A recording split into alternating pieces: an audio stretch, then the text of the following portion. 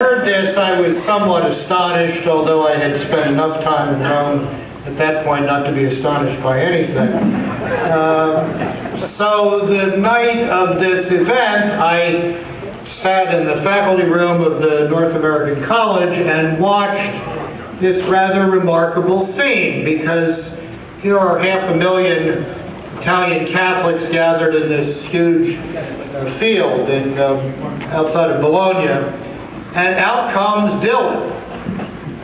Floppy hat, guitar,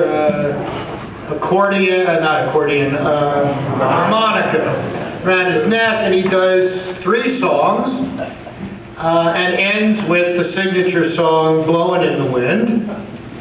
And then out comes the Pope,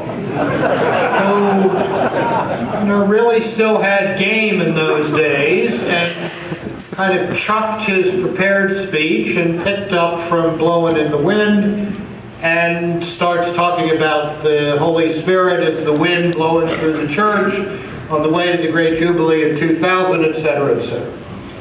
2 days later, I was up in the Pope's dining room for lunch. I was still working on what became Witness to Hope.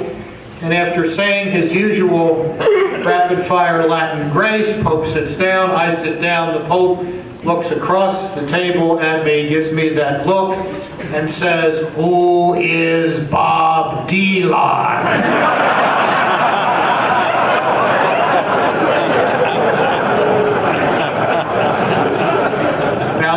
I was going to tell that story anyway, but since I'm George Weigel rather than Weigel, it seems to be entirely appropriate. Anyway, to the intense aggravation of my daughters, who are great Bob Dylan fans, I looked across at the 264th Bishop of Rome and said, "Holy Father, think of him as a guy whose songs always sound better when someone else sings them."